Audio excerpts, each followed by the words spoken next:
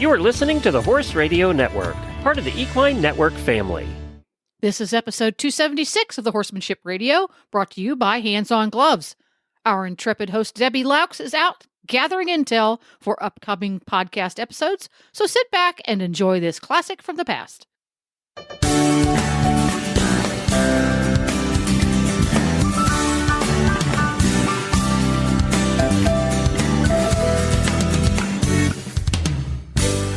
This is Debbie Laux, and you're listening to the Horsemanship Radio. Thanks for joining us. Horsemanship Radio airs on the 1st and the 15th of the month, and I have my producer, Jen, who makes all those. How are you, Jen? Hello. It's nice to talk to you again.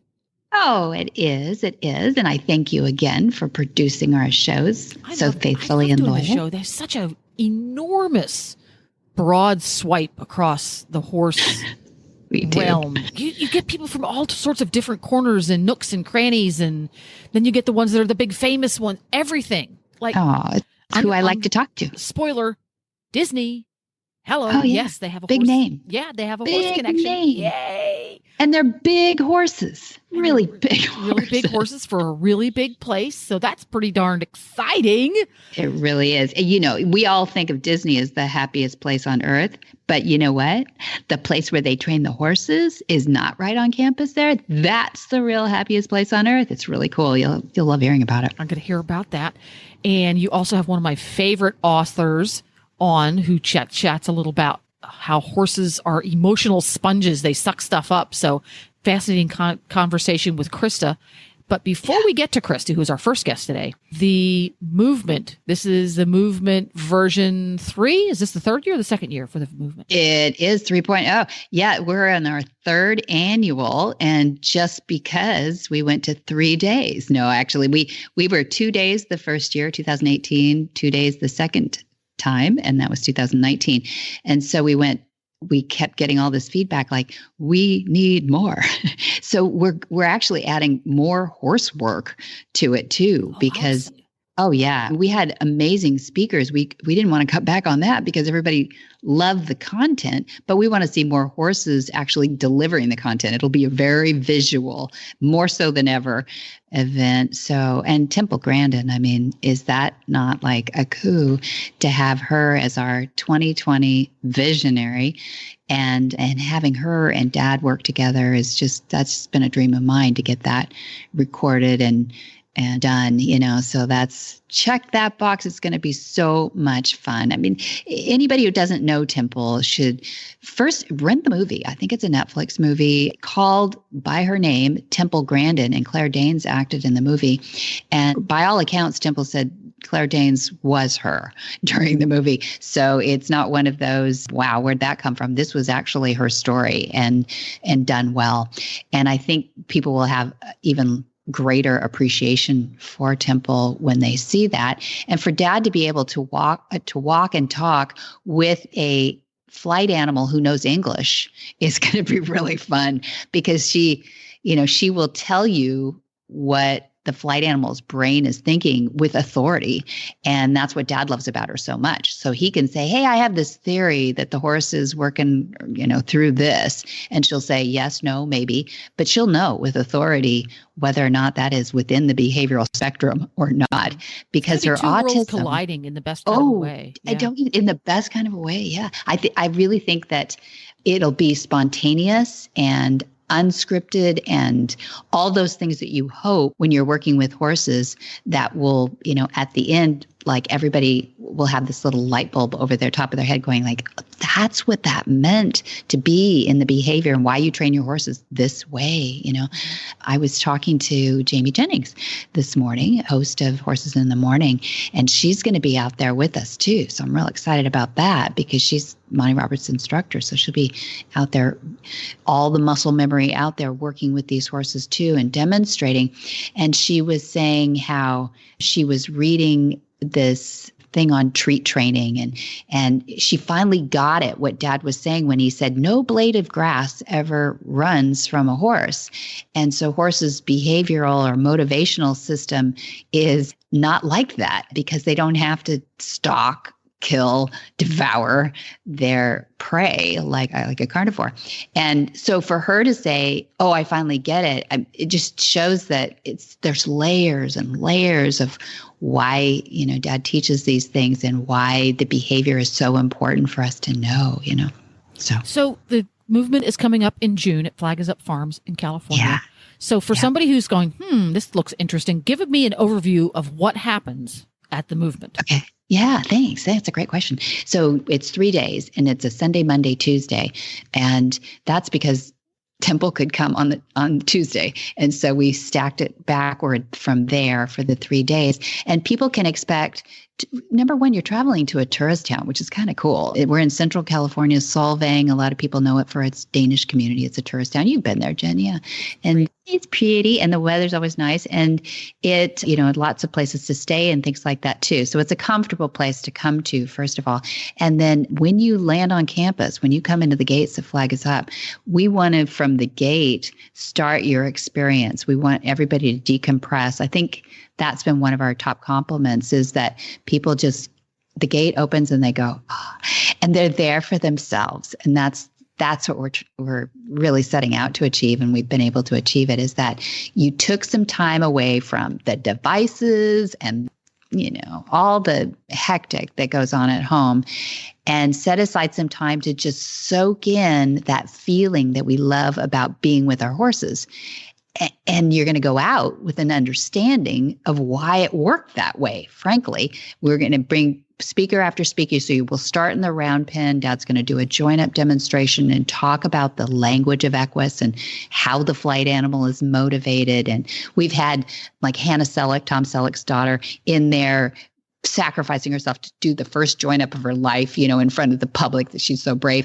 And that's kind of fun too. So we do have a little celebrity angles to it too, but mostly it's one presenter after another who's focused their vocation, or they've used horses in their lives to achieve better behavior from their horses or better results from their horses. We have Dr. Erin Simons, who is a vet coming from the Idaho area, who is really a sage. He's a cowboy poet and funny, but he also is very geeky. He loves to tell you about the ocular situation with horses and why they could be spooky or not. And so I'm really pleased to have him. We have Dave Mokel, he's an author and teaches at Stanford in mindfulness.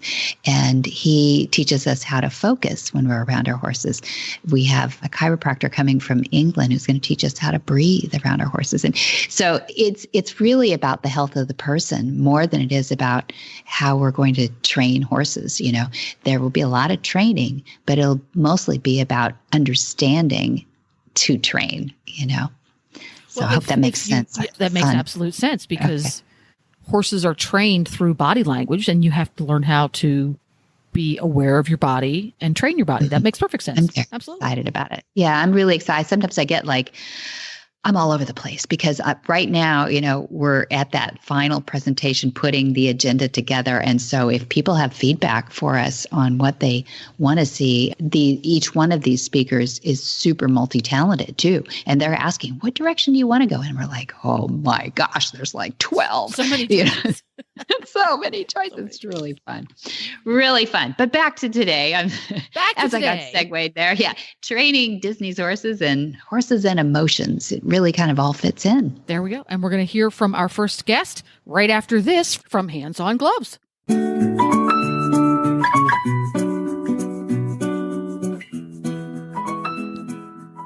Hands On Gloves are the grooming tool that delivers on its promise. The specially designed nodules efficiently remove loose hair and dirt, and they are super comfortable to wear. They are proper gloves, not some glorified oven mitt that slides off your hand or twists itself into a ball when you try to groom. Plus, they come in 5 different sizes and multiple colors, so everyone gets a perfect fit. And you get a pair of gloves, not one, so it's almost like getting 2 for 1.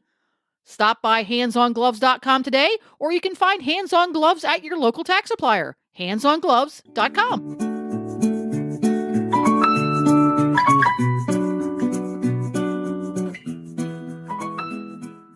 passionate about horses and science from the time she was riding her first Shetland pony in Texas, Christa Lesté-Lasserre writes about scientific research that contributes to a better understanding of all equids. After undergrad work and studies in science, journalism, and literature, she received a master's degree in creative writing. Now based in France, she aims to present the most fascinating aspect of equine science, the story it creates. Well, welcome, Christa Lesté-Lasserre. What a beautiful name. And you're coming from a beautiful country. Where are you right now? Thank you. I am close to Tours in France. Oh, that is nice. But you weren't always there. You're a Texas girl. I don't even hear it in your voice. I've kind of lost the Texan accent. Yes, I grew up in Texas near Dallas, and then I moved to France 22 years ago and was staying in Paris for a long time. But it's hard to be close to the horses in Paris. So even though there are a few horses in Paris. And so I decided to move out to Tours, which is in the Loire River Valley. Terrible life, Christa. We're all jealous now, but that's not the reason. I didn't want a tourism moment here. I am excited to talk to you about this article. So I'm reading along and I see a title that perks my ears up, and it says horses are emotional sponges.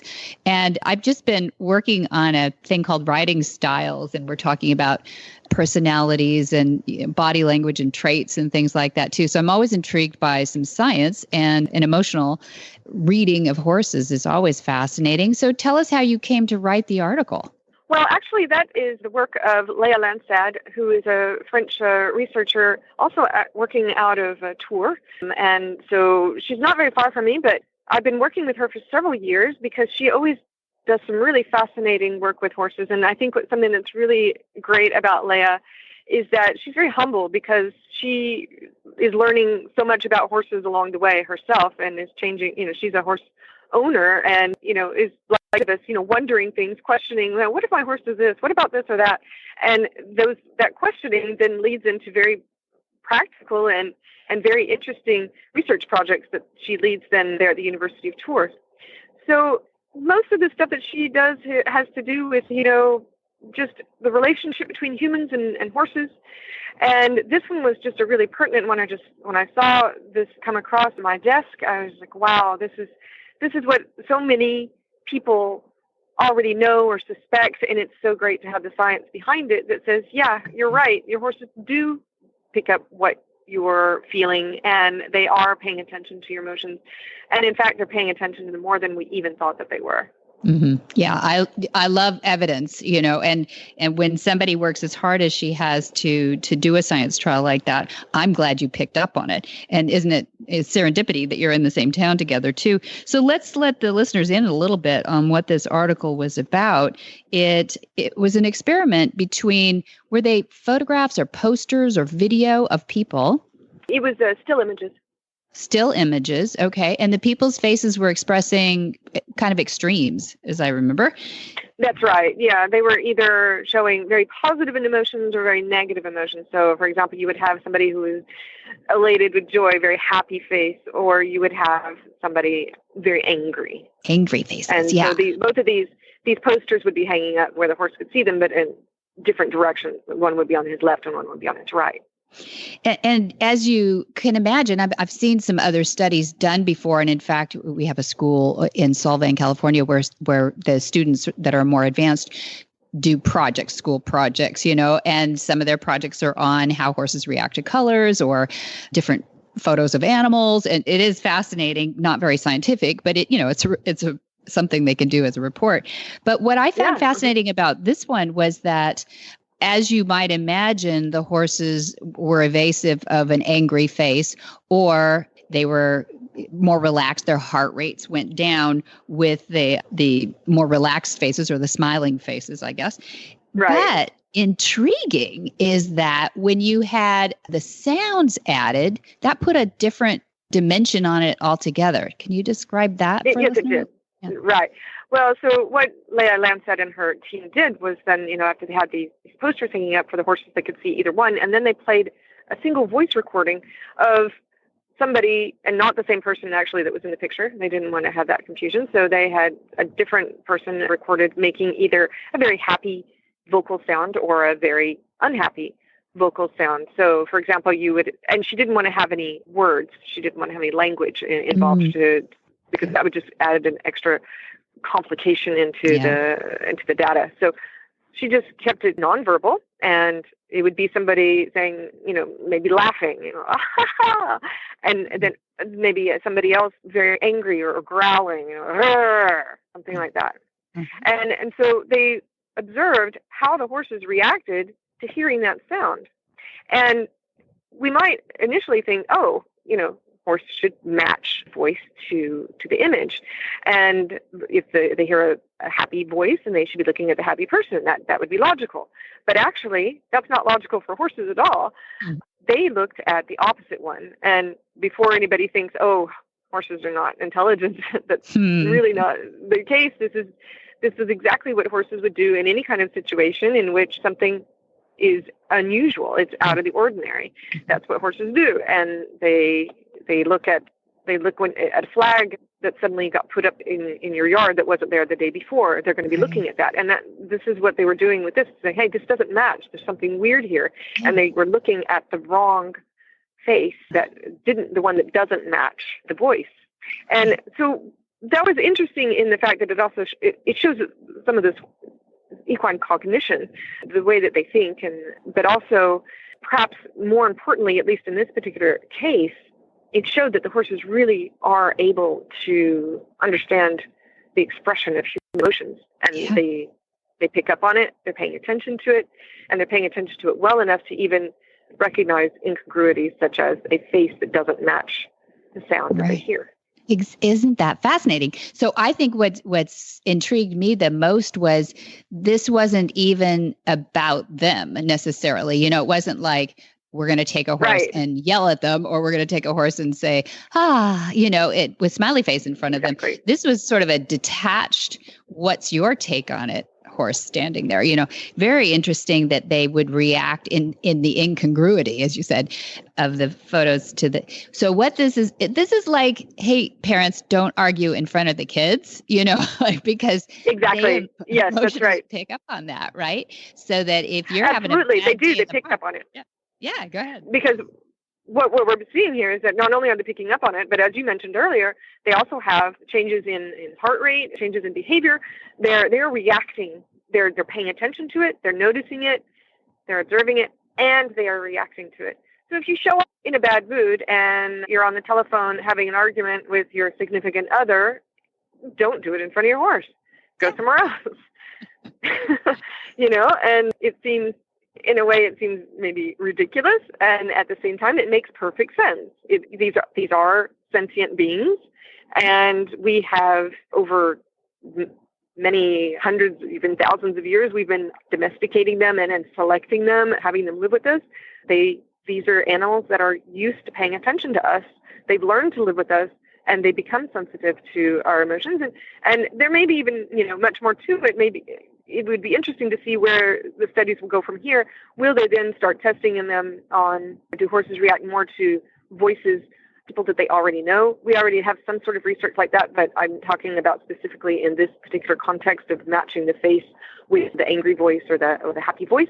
Will they make a distinction if it's voice that they already know or not? And the reason for that is that we already are seeing in other studies, for example, like Paolo Baragli in University of Pisa has been working a lot on, and Antonio Lanada, they're also in Pisa. They've been working on horse-human heart coupling.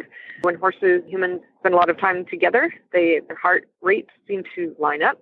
And so these research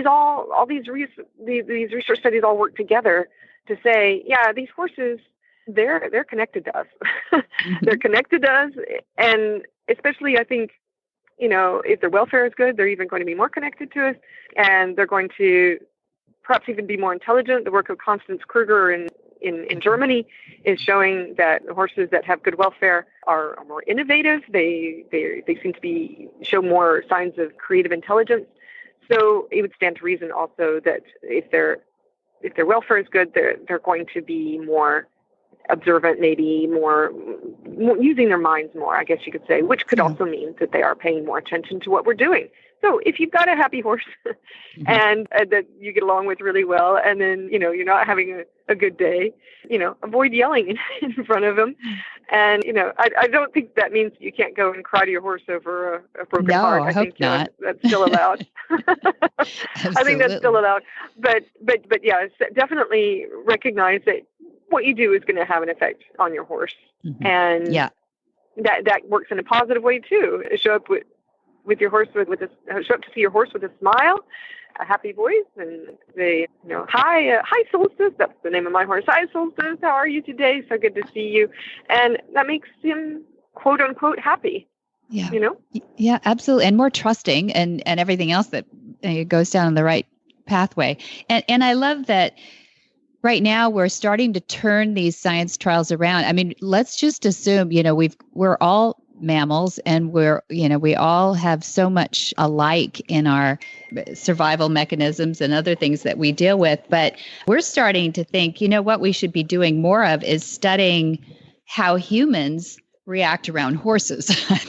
I'd love to quantify that more. I mean, the science trial we're working on right now with veterans is studying how humans react around horses in general. And what it does is it raises awareness of how we are. And horses are just fine, right? They want to have a low adrenaline rate. They want to be chill and be in a herd and trusting each other. It's us humans that have to get it better and righter. So I hope we can learn a lot from just studying them and then emulating the horses and what we can do about that and not affect them in a negative way. But really interesting. I'm so glad the horse published your article. That's what I read it in online. And I hope people will go find more articles that you've written. I went down the rabbit hole a little bit too, and they're really good. So Christa, I appreciate what you're doing for horses, and better yet, what people, so that we can learn more about the horses we love. Well, thank you. Glad that you enjoy my work. That's great. I'm glad that it's getting out there and that people are being able to benefit from the science that's going on out there. Yes, I think so because too. That's what the scientists hope most of all, is that the work that they're doing actually does finally get to the people who are working with the horses. Yeah, that's their ultimate goal. Well, I hope you will pass on our kudos to your scientists there, and keep up the good work. Anything we can do to encourage, and please share. Come back, and we'd love to have you on again. Oh, thank you. Yeah. All right, thank you, Christa. Great, thank you very much. Lesté-Lasserre.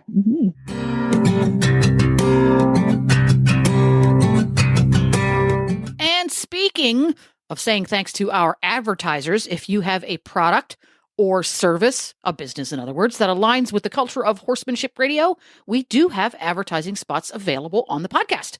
Just reach out to Debbie, easiest way is via the website, and get a conversation started.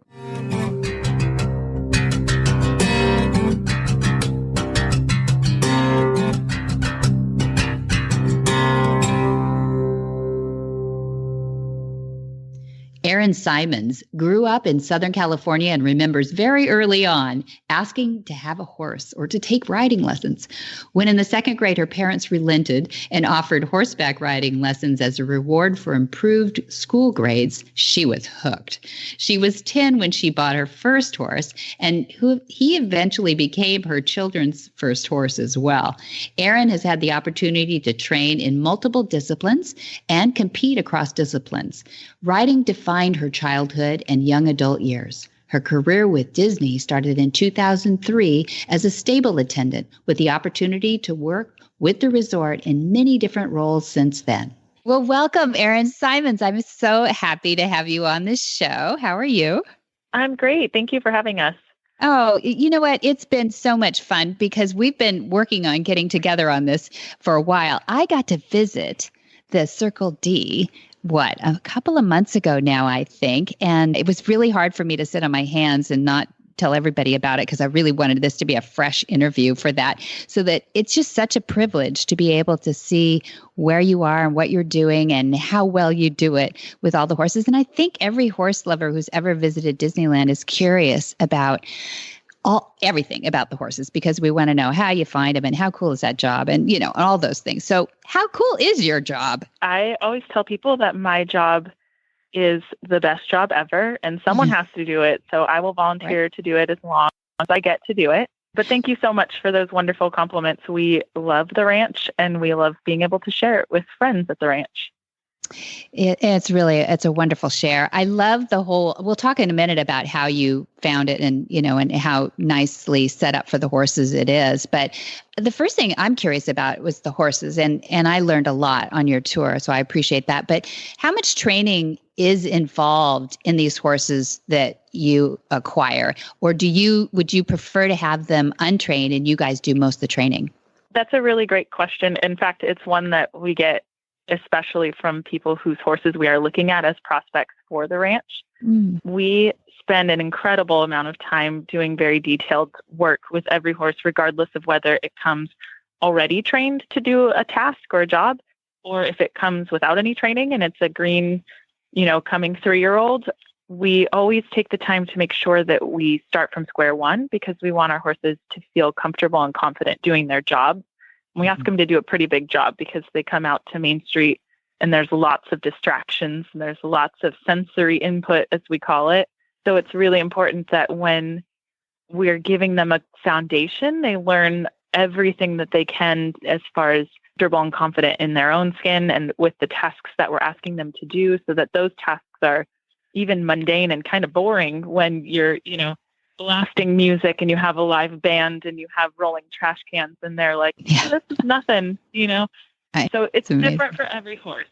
We make sure that we, you've got to cater to each horse. So there's no. So you don't take the owners, on face value that they tell you they can do all these things. You actually start from scratch then, just to see what they're made of. Right. I love hearing the perspective of what people, because they know their horses and they love them. And so I love hearing what it is that they tell us they're capable of doing. But for our own purposes, we always just pretend they know nothing. Yeah. And sometimes that's more or less to give the horse the benefit of the doubt, because when you have a personal horse, you're training it for a task that you personally want to do. And that's different than the task that we're going to ask them to do here. So we want the horse to have the best benefit of the doubt and know that we're here to make sure they're comfortable and calm and feeling collected about what it is we're asking them to do. Yeah, they must be very chill to begin with, or you probably wouldn't even consider them. So what are some of the unique markers, some of the temperament markers that you look for in these like gentle giants that they are? They are. And first of all, we're lucky because draft horses, I know we see them in these, big hitch horse 8 or 6 up hitches that we're seeing them at a show, and they've got lots of energy and they're really, really exciting to watch. But for the most part, they have great, just gentle and, sort of low energy personalities. And so we really look for a horse that is thoughtful. That's my very first thing that I want to see when I'm looking at a new prospect is how do they react to things and what is their thought process? If I ask them to do something they're unfamiliar with, what is it that what's their first reaction? Are they going to think through their reaction? Or are they just going to, react and be nervous or scared of something? So really, truly, my very first thing is, are they thoughtful? Do they think through their reaction? And then we kind of go down the checklist from there. Yeah. And you're hands-on. You're out there. You've got this big arena, as you can imagine, for these big horses too. You're out there working with different sensory overload things like bags on a stick. Are those some of the typical desensitizing, if you want to call it that, tools that you use? Sure. We use anything that you can imagine and then things that you probably wouldn't imagine. Oh, like what? So we use these rolling dollies that my husband uses for construction, but we use them and we put all kinds of different objects on the rolling dolly and then we drag it around like it's our pet. And the horses get to follow it and experience whatever it is that we decide to put on it. Sometimes it's confetti and sometimes it's balloons are tied to it. Sometimes it's a trash can. Sometimes it's a snare drum that then we drag it around and bang the snare drum while it's, bumping over the dirt and making all kinds of noise and racket. And the horses eventually just think that we're crazy and look at it like, here they go again. But if you can imagine the first time they see it, they don't think that that's so, cute occasionally. Yeah. But what we're trying to do is help them understand that what I want you to do is not to immediately react. I want you to look at this object that could be frightening, and I want you to be thoughtful about how you're interacting with it. And a lot of them, we're so lucky. We have great horses, and we have great cast members who train these horses, and they're all patient, and everybody, comes to the right conclusion in the end. Some take longer, but all of them, understand it, and they get there, and it's really special to see it happen. Yeah, it was fun to tour around when you were taking us around and just see the other cast members, the people that are working with the horses too. Mostly you guys were in the barns and stuff. It's not like it was a really windy day, so we weren't out there working with the horses or anything, but you could tell everybody really cared. And I think they could all tell that they had the coolest job on earth too. And I love that we were there when the farrier was there. And that's an amazing thing in itself, watching the farrier deal with these dinner plates for feet and just the sheer size of them. And you guys take such good care of them, but I imagine you're under a microscope anyway. So I don't know why you wouldn't, but I can vouch for you. You guys take wonderful care. And I love that you're working with their brains so much as well. That's kind of what we're all about. And you had a thing called the gentling room, which you took me in, which was pretty exciting. You want to talk a little bit about that? Some of the contraptions were in there. Yeah. Yeah. We that's our trainer's room that you're talking about. And we have some bins that are all full of things like plastic pools and pool noodles, tarp, different kinds of balloons, different kinds of sticks with, bags or streamers, or there's some snare drums and different instruments, tambourines, all kind of, fun things inside of there. And it's loaded with, we have all the saddles and bridles and all of the, harnessing equipment and that kind of stuff. But not your typical tack room, just not your, it's a little bit of a surprise when you go in there. But you told me the best story, and this really tweaked my brain, is that in order, you've got a newer horse coming into the herd, the group, the string, whatever you call them when they're out doing their job. And I said, what happens when the fireworks go off at Disney? We all know that, that culmination at the end of the day, that's just amazing. And you said that's when they take a nap. Mm-hmm. Now tell me why you said that. What's the story behind that? That's what tweaked me. Well, we used to live on property. Our ranch was on property just behind Frontierland and tucked in next to Toontown. And one of the reasons why we were really excited for the opportunity to move off property is because our horses lived right next to where we launched the fireworks, which isn't bad for them health-wise because they were very, very used to it. But for our cast members, you have to stay and make sure you watch over them for fireworks, and then make sure everything gets tidied up and cleaned up, and then you're leaving. And so it was just a great opportunity for our horses to be able to have a more quiet environment. But the way that it's unique to think about is they adapt so easily. So when fireworks would go off shortly before fireworks, we have this restriction of vehicles backstage so that we can prepare everything and make sure that it's safe and ready for the fireworks to launch. And that is when it's quietest. So our horses understood the routine that about 30 to 45 minutes before fireworks, it was so quiet backstage, and all of them would lay down and take. Yeah. So the most fun thing is that when we get a new horse, we sort of use, good old peer pressure to help them understand that the fireworks really aren't going to harm them, and they're just loud. So we usually put them right in between two of our more reliable horses who will literally just nap during fireworks, and they go to sleep. And then this, poor newbie standing there like, hey guys, things are exploding in the sky. And, and the other two kind of just look at this new horse like, time for a nap. And then, you kind of watch them. It's sort of the same realization that you get out of a child going to school for the first time, where they sort of just figure out how to get into the, tide with everybody. And this new horse does the same thing. They kind of look around like, well, why am I freaking out? Nobody else is. Nobody else is. So I know. I love that. Yep. I love that. I love using, the maturity of other horses to do that too. A lot of people will pony from an old gelding that, has been around and everything too. So brilliant on you for using that factoid about horses that they will teach that way. I can almost see them roll their eyes sometimes, just like, kids, But speaking of the tack room is pretty cool too. I mean, those harnesses, as people can imagine, are huge and heavy, and there's such a history in them. Some of them are really old and cool, but it made me think when I went in there, I thought, okay, you guys must pass some like weight tests like firemen have to do too, because I don't know how you lift them. How do you guys get into shape enough to lift them? Well, and you saw my cast members. I have a range, so I have tiny little petite gals, and then tall, big, strong folks. And so the nice thing, as you know, about men and women is that they're tough and resilient. And if you task them with something like throwing a harness over a 19-hand, 2,000-pound horse from the ground, somehow they are going to figure out how to do it. That's and they all do. They all get it done. But you're right. We use two different kinds of harnesses. We use a farm harness, and we also use what we call as a street harness. So we use those two different kinds just depending on what fits the horse the best, depending on what fits what the horse is doing the best. It's all very much focused on making sure that the horses are our number one priority, and that their comfort and care and their being our number one priority when we're looking at all of the things that we do with them. So, and our cast members are the people who make sure that happens. But they are tough, and they can. Some of those little girls, you don't want to cross. No, them. I'm sure I don't. Yeah. Yes, they are tough little cookies, and they can get all that done. Them in with police and firemen and cast members. That's it for me.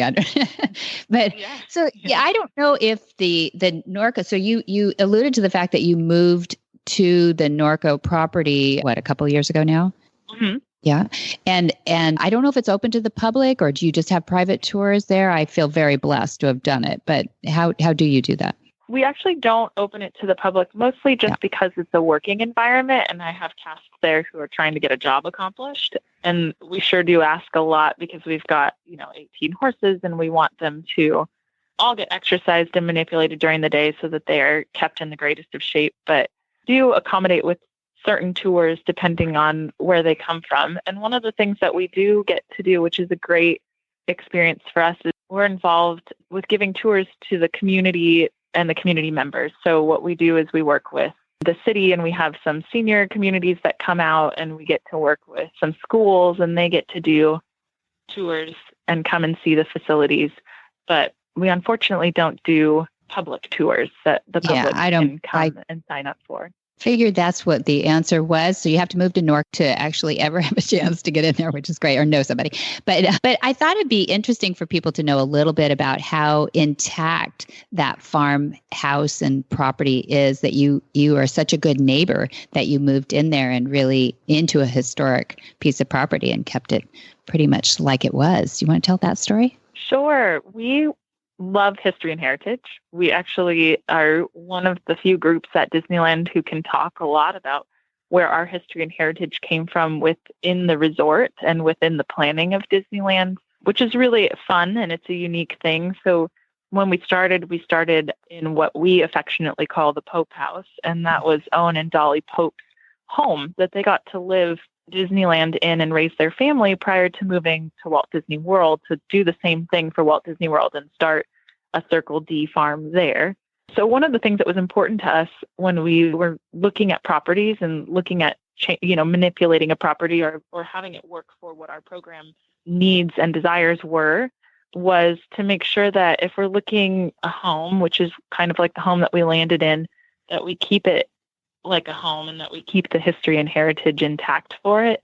And we found this wonderful 5-acre piece of property in Norco, and this beautiful family had owned it before us, and they had a chicken ranch, and then they had Christmas tree farm, and they were, grown up in the house, and now the children who owned the house from their parents were selling it. And so it was really fun to listen to their history and heritage and be able to keep the house all original, so that when we have tours come in, we can share that with them and talk about what the property used to be and what we use it for now, and be able to show them what the house, looked like then and keep it that way. And so the house is all original. It even has its original wood floors. And we have really been able to share that with folks who come out and see it. And we have this wonderful photo of the whole property from, up above, and we can see where the chicken houses were and where their home was. And it's really just a neat thing that we get to share and we get to continue even, almost 65 years later. Yeah. Yeah. I think it's wonderful that you have a community like Norco so close to Anaheim too. Just worked out that way. They call themselves the horse capital of the USA, I think, of America or something like that. And it is really fun. You have Horsetown, USA. Okay, there you go. Horsetown, USA. Thank you. And they have hitching posts in front of the, 7-Eleven. And it's a really nice tribute to the horse, I think, in Norco. And they're keeping it that way, which is really fun. And it's just a perfect fit for you all. And I appreciate that you actually do keep that legacy going for not only the Pope family, but for horses in Norco and part of the Disney family. Very cool. Yeah, we love it. Yeah. All right. Well, thank you. I so appreciate this is the cap to, one of those dreams that you have as a kid is to really find out about the horses at Disney and the history behind it and actually get to touch them and see that they're, just all the animals that you thought they were and more, and the people behind them. And you guys are amazing people behind them. And I appreciate that all you're doing. And I know the future with Erin, who's very young still, it's going to be a continued legacy. I appreciate that. Thank you so much. And it was really a pleasure to have you come out and be able to see it. You always see other people's farms from afar and wonder what's going on there and how are they doing it. And so it was really fun to have you come and be able to see even just a little part of, what we do. And you're right, it was really windy, so we didn't get to do as much fun stuff, but we'll have to try and get you back when we can do that. Dang, I'll take you up on that. That sounds really fun. And you come to Flag Is Up Farm sometimes in Solvang too. We got a little legacy thing going there too. We were built in 66 and we're trying to keep the same kind of history behind us too and keep it in the family too. So I appreciate what you're doing and hope more people will do that with farmland. It's very nice. All right. Thanks again. We'll have you back on Horsemanship Radio as soon as we have a new story to tell. Whisper the language of the herd. Listen, you don't have to say a word. It's time for Jamie Jennings to fetch an email from Monty Roberts' inbox and share a morsel of Monty's wisdom in a little segment we like to call Ask Monty. Leave this world a better place than mine. The magic in the language of the herd. Dear Monty, there's a growing group that seem to say that any method that is not their method, which they term positive reinforcement, is wrong. Their method is clicker training, to the best of my knowledge. I must admit the results look great, and I support any good nonviolent training method, but I really object to the inference that any other method is wrong. Their method involves treats. Non-stop treats. And as a Montessori trained teacher, this kind of motivation goes against the grain, as the ideal would be that the student respond from an intrinsic desire to do the right thing and not for a treat. I don't know enough about it at the moment as to say if this is the case or not. Best wishes, D. Monty's answer. First, let me say that horses are flight animals. They never stalk, kill, or devour any other species, which means that it is difficult to make a case for food being a reward. No blade of grass ever has run away from a horse. They don't need to stalk it, and they will have difficulty considering it a reward. Treats are, in my opinion, the best method in the world to train a horse to do one certain behavior, and that is the best method of training a horse to bite their handler. Have a look at clicker-trained horses fed treats, and you will witness an enormous group of equine individuals who consistently bite their handlers. It is also true that most horses who bite are also head shy. This makes sense because the human who is bitten will generally slap the nose of the biting horse, and it's my opinion that marker training can also be effective. I would explain that the marker, not the treat, indicates the behavior witnessed is desirable. For the flight animal, it's my position that food is a bad reward. I have my own set of markers and reinforcers, but I would rather not begin to describe them because I believe that they are actions that might vary greatly from trainer to trainer. These markers and reinforcers are actions of mine, which clearly communicate acceptance of the action. It is my position that these markers are extremely important, but what they are is far less important. Markers should never be violent. I mark bad behavior with nonviolent actions, which must be completed within 3 seconds of the behavior expressed. In behavioral science, this method is PICNIC. PICNIC is an acronym for positive instant consequences, negative instant consequences, and the word definitive is instant. The NIC can never be violent and the PIC cannot be food in my world. My students say I've created many of their own picnic actions and I enjoy studying their various mindsets.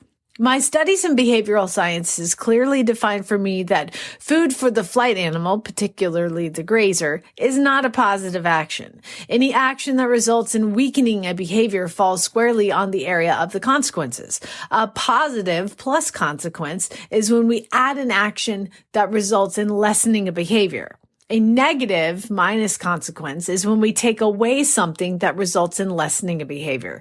Sincerely, I could write a full book of my 80 years of discovery regarding the training of horses, which follow the scientific patterns that I was taught in 4 different universities. Please don't feel like I believe I have all the answers. Each one of us is still working at getting our training right for the horse.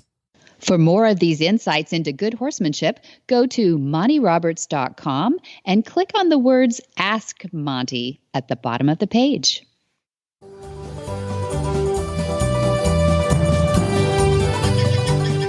A couple of years ago, I don't know how long ago it was now, but we had you on a number of our shows talking about the Equus Online University, which had just come out. It has developed. It's become better with the search engine in it, and it's become better with the forum because we have such an amazing, a lot of those forums, people get on there and go, oh, no, you're not. Yes, you are. No, you're not. Yeah, usually it ends up with the whiners on forums. Exactly. Right. And it's not. What I see is a mentoring. Actually, it's almost the polar opposite because we do give these rosettes out for people who've completed so many lessons. And once the rosettes started, now we're up to 5 rosettes for somebody who's watched every lesson. And you have those rosettes by your forum personality and your profile. And so you can really see who's watched all these things. So it gives them credibility when they come in and say, hey, have you watched this lesson? So people come on there and they're using it as a training tool, frankly, and they get on there. And I'm not bragging on the university as the greatest training tool, which I think it is, but it's also a great place for people to be mentored as they begin their journey with horses. It really is cool. So when they watch the lessons, and they can watch them over and over again as many times as they want, they get the lesson notes, they get audio, they get visual, and then they've got the forum to kick around too. Plus we've got now since 2004, every week, without fail, we put up a Q&A from Monty himself. He chose the question, he answered it, and we put it in a database. And that's actually free for everybody to search and get to. It's open on our Equus Online University. In other words, it's a non-subscriber open source forum too. Not forum, but a Q&A base. The forum is not. You're behind a subscriber wall for the forum just so we know who's talking. But it's been an incredible experience, actually, to put these together with Stefan Peters and Will Simpson. You know who I'm talking about. These guys have won everything in their worlds. And Charlotte Bradals, and if I get started, Richard Winters, and so many guest lecturers that are on there too. So some people ask, why is it called university? Well, that's what a university is. It's not just one opinion. It's not just one deliverer. And I think that's the difference between everybody is putting out a YouTube these days, and they're free. So people ask us sometimes, why do you charge like up to $10 a month? And well, it's expensive to make the university. Everybody knows quality is not cheap, but it's really our mission statement. And I know that sounds a bit trite, but it's true. When you've worked at it for 5 years, just to get all that quantified and on there are just almost no subjects we haven't covered at this point. But Dad and I were looking at the list, and he goes, hey, I'm going to be making videos well into my 90s. And I went, yes. So promise and sign here. So we do have a lot of subjects left to go, and a lot of people we want to still get on there. What do you think of it, Glenn? Well, I think that one of the things about training horses, same as training anything really, is that you're going through stages and you're always coming up to a new problem to solve or a new issue to deal with. And what I like about the university now that you have so much content on there is that whatever issue you're running into, there's going to be something on there to help you. So not many people are going to go on there and watch all the videos, because there's just so many of them. What you're going to want to do is go on there and you're going to want to watch the videos that relate to the situation you're in currently with that particular horse. And that's what I like about it is it has so much content now that whatever you're dealing with, you're probably going to find an answer somewhere, somehow. And if not, you can go to the forum.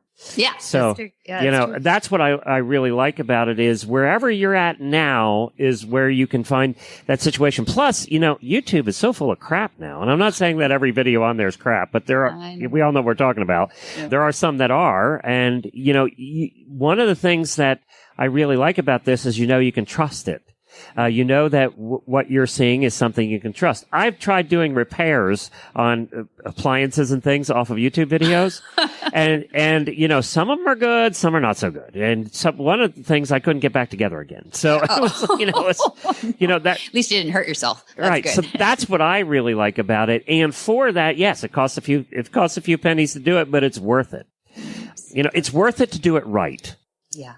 Yeah, that's it. And it is tried and true. Everything on there is so tried and true. If not, they'd be throwing tomatoes at us in the forum. But it really does work. And we are so happy that so many people have been interested enough at least to go there, and I should plug in the website right now is www.montyrobertsuniversity.com, because people can get a free day pass on there and go see what we're talking about and check out that search engine too. You can put in the weird little keywords and you find all kinds of crazy stuff. It really is cool. And it breaks it down by not just the lessons first, then it goes into the Q&A database, and then it goes into the forum. So you can actually pick and choose where you pick up those keywords from too. So it's great. And then you also have little challenge questions, which I love, the little tests at the end. There's always 4 questions at the end of your lesson to make sure that, you were watching. And if you get it wrong, it just says, want to try again? And so by process of elimination, you get it right. And then it moves you on. And that's how you get your rosettes, that you've accomplished that lesson and that you get to move on. But what you just said is so important, because when we were setting this idea up, nothing really existed like it. We didn't want it to be first you have to do 1, and then you have to do number 2, and then you have to do number 3, and like it was some sort of programmed process. Yeah, because that never works. It doesn't. Because we wanted people who were amazing trainers to jump in there and go, this is what what does Monty say about this? Or what does this trainer say about that? And they could be at a world-class level, or it could be a very beginner saying, where do I start first? And you can just go down the lessons if you want. But, it's like you said, if all of a sudden you have a horse that won't load, and you didn't have one last week that didn't load, you go to the loading lessons, right, and it's a whole series on it. And it's MontyRobertsUniversity.com? That's it. Yeah. Thanks for asking.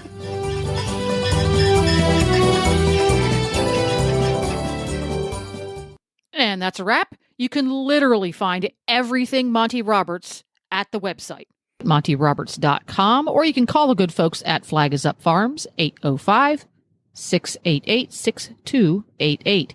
And if you couldn't remember that phone number, you can remember MontyRoberts.com, and you'll find the phone number there too. So, for details about today's show, you can go to horsemanshipradio.com. This is episode 154. You'll find links, photos, and more information about today's guests and topics. And we love your feedback.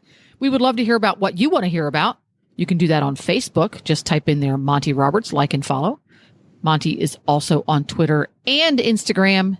His handle on both is Monty_Roberts. And thanks again to our sponsor, HandsOnGloves and Monty Roberts University.